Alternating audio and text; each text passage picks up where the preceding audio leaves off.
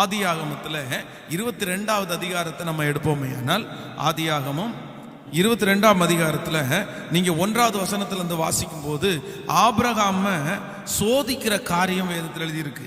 இந்த காரியங்கள் நடந்த பின்பு தேவன் ஆபிரகாமை சோதித்தார்.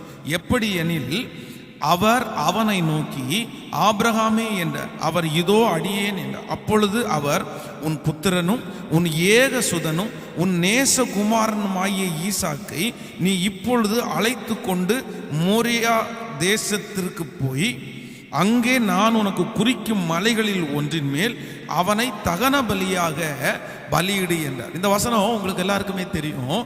ஆண்டவர் ஆபிரகாமை அழைத்து என்ன சொல்றார் அப்படின்னா, அவனுக்கு 100 வயதிலே கிடைத்த ஒரு குமாரன். அவனை குறித்து சொல்லும்போது சொல்றான், நேசகுமாரன், உன்னுடைய ஏக சுதனும் நேசகுமாரன். அப்படின்னா தன்னுடைய வாழ்க்கையிலே தனக்கு இருக்கிற மொத்த பாசத்தையுமே பிள்ளை மேல வச்சுட்டார். இப்ப அந்த பையனை ஆண்டவர் சொல்றாரு, அந்த மகனை நான் உனக்கு குறித்திருக்கும் ஒரு மலையில போய் எனக்காக பலியிடு அப்படின்னு சொல்றாரு. இது ரொம்ப கடினமான ஒரு காரியம், இதை கீழ்ப்படியவே முடியாது. ஆனா ஆபிரகாம் இந்த கடினமான காரியத்தை அவன் கீழ்ப்படிஞ்சான். அது ரொம்ப கடினம்தான். ஆனா ஆண்டவருடைய வார்த்தைக்கு அவன் கீழ்ப்படிஞ்சதுனால அதற்கு பிறகு ஆண்டவர் அவனுக்கு பெரிய பெரிய ஆசீர்வாதங்களை கர்த்தர் கொடுத்தார். ஆண்டவருடைய பிள்ளைகளே, இன்றைக்கு இந்த உபவாச ஜெபத்தில் இருக்கிற உங்களுக்கு சொல்லுகிற வார்த்தை என்ன அப்படின்னா, சில காரியங்கள் ஆண்டவர் உங்களுக்கு கீழ்ப்படுகிற சொல்றது ரொம்ப கடினமா இருக்கும். இதெல்லாம் செய்யவே முடியாது. இதை ஆண்டவர் பேசுறாரா பிசாசு பேசுறாரான்னு உங்களுக்கு சந்தேகமாகவே இருக்கும். கண்டிப்பா ஆண்டவர் இந்த மாதிரி எல்லாம் என்ன கஷ்டப்படுத்த மாட்டாரு, ஆண்டவர் இந்த மாதிரிலாம் என்கிட்ட கேட்கவே மாட்டாரு, நான் இதெல்லாம் எப்படி, இதெல்லாம் யார் செய்வா, இந்த காலத்துல யாராவது செய்வாங்களா அப்படின்னெல்லாம் இருக்கும். ஆனா சில நாட்கள்ல ஆண்டவர் கடினமான காரியத்திற்கு ஆண்டவர் உங்களை கீழ்ப்படிய சொல்லுவாரு. நீங்க எதையுமே பார்க்க கூடாது, நீங்க கீழ்ப்படிய மட்டும்தான் செய்யணும். நான் 3வது வருஷம் அந்த பைபிள் காலேஜில் படிக்கும்போது என்னமோ தெரில, அது ஆண்டவர் என்னை உருவாக்குறதுக்காக தான். மற்ற மாதிரி அந்த மனுஷங்க மேலே நான் கண்டிப்பாக தப்பு சொல்ல மாட்டேன். என்னுடைய 3ஆம் ஆண்டு நான் படிக்கும்போது ஒரு வார்டன் இருந்தாங்க பைபிள் காலேஜில். அந்த வார்டன் என்னமோ தெரில, அந்த வார்டனுக்கு என்னை சுத்தமாக பிடிக்கல. என்ன நடந்துச்சுன்னு தெரில, என்னை பார்த்தாலே ஒரு கோபம் தான் வரும்.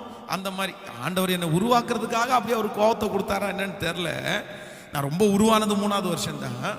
பார்த்தீங்கன்னா ஒரு நாள் ஒரு சின்ன பிரச்சனை நடந்துகிட்டே இருக்குது. அப்போது 3rd இயர் ஸ்டூடெண்ட் எப்போவுமே என்னென்னா, 3rd இயருக்கு டியூட்டி எல்லாம் பெருசாக இருக்காது. ஃபஸ்ட் இயர் செகண்ட் இயரில் நிறைய டியூட்டி இருக்கும். ஆனால் 3rd இயரில் எல்லாம் அவங்க ப்ரேயர் செல்லுக்கு மெசேஜ் கொடுக்க போவாங்க, இன்னும் சேப்பலில் அவங்க மெசேஜ் கொடுப்பாங்க. 3rd இயரில் அதிகமாக அவங்களுக்கு ட்ரைனிங் தான் இருக்கும், அவங்களுக்கு வேலையெல்லாம் இருக்காது. 2வது first year student second year ஸ்டூடெண்ட்டை அவங்க வேலை வாங்குவாங்க. இந்த மாதிரி அவங்க கேம்பஸ் லீடராக இருந்து அவங்க வேலை வாங்குவாங்க, அந்த டியூட்டி தான் இருக்கும். ஆனால் இவர் என்னமோ தெரில, என் மேலே உள்ள ஒரு பெரிய கோபத்தினால பைபிள் காலேஜினுடைய இந்த செப்டி டேங்கு பார்த்தீங்கன்னா நிறைஞ்சிருச்சு. இது எப்படி அப்படின்னு கேட்டால், இது ஏன் அந்த செப்டி டேங்கு நிறையும் போது இவர் எங்களை கூப்பிட்டார், என்ன கூப்பிட்டார், ஏன் எங்களை 3rd இயர் எதை சொல்லி வேலை வாங்கினார் அப்படின்னா, நான் எல்லாருக்குமே ப்ரேயர் டைம் ஒரு டைம் கொடுப்பாங்க. காலையில் அந்த டியூட்டி முடிச்சுட்டு இந்த ப்ரேயருக்கு உட்காரணும், ஒரு 1 hour ப்ரேயரில் உட்காரணும். நான் எப்போவுமே பைபிள் காலேஜை பொறுத்த அளவில் நல்ல தூக்கம் வரும். அதுவும் வாலிப டைம்னா நமக்கு நல்லாவே தூக்கம் வரும். எல்லாரும் மனுஷங்க தானே. நான் அந்த ப்ரேயர் டைமில் ஒவ்வொருத்தருக்கும் ஒவ்வொரு ஏரியாவில் ஒரு தனி ப்ரேயர். இந்த தனி ப்ரேயரில் நான் என்ன பண்ணிட்டேன் அப்படின்னா, தனியாக உட்காந்து கொஞ்சம் நேரம் ப்ரேயர் பண்ணிட்டேன், ப்ரேயர்லேயே தூங்கிட்டேன்.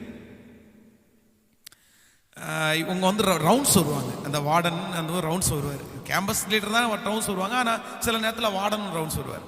அப்போ அந்த வார்டன் ரவுண்ட்ஸ் வரும்போது நான் தூங்கிட்டு இருக்கிறத பார்த்த உடனேயே இவர் ஒன்றுமே சொல்லலை, அப்படியே கீழே போயிட்டு எங்கள் 3rd இயர் ஸ்டூடெண்ட் எல்லாரையுமே கூப்பிட்டாரு.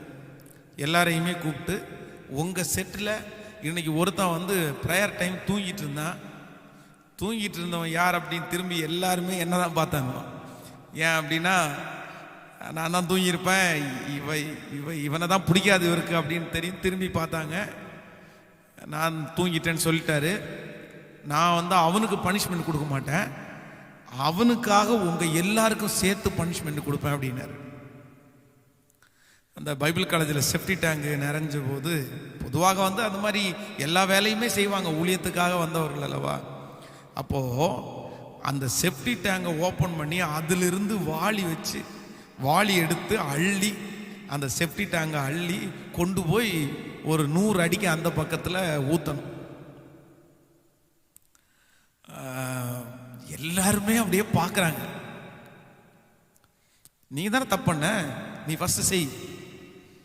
எனக்கு மட்டும் அந்த பனிஷ்மெண்ட் கொடுத்தா கூட பரவாயில்ல, எனக்காக இவங்க எல்லாருக்கும் பனிஷ்மெண்ட் கொடுக்கறதுனால எல்லாருக்கும் என் மேல நிறைய கோபம். என்னடா அப்படின்னு அப்போ அந்த அந்த வாளியில அள்ளி தோல்ல தூக்கி வச்சு சுமந்து, ஆனால் அந்த நாளில் ரொம்ப பெருசாக கஷ்டமாகவும் தெரில, அப்படியெல்லாம் நான் யோசிக்கல. ஆனால் கொண்டு போய் அந்த செப்டி டேங்கில் அதை க்ளீன் பண்ணி ஊற்றணும்.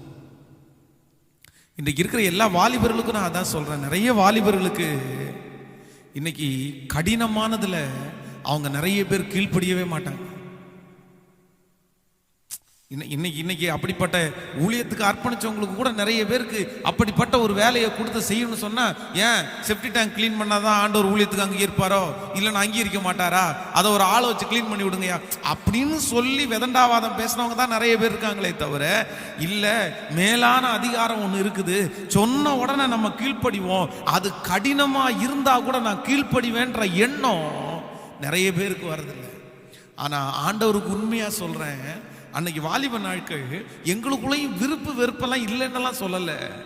ஆனால் உண்மையிலே அந்த செப்டி டேங்கை அள்ளி அதனுடைய அந்த அசுத்தத்தெல்லாம் அள்ளி சுமந்து உடம்பெல்லாம் அந்த அழுக்குப்பட்டு கொண்டு போய் கிளீன் பண்ணு.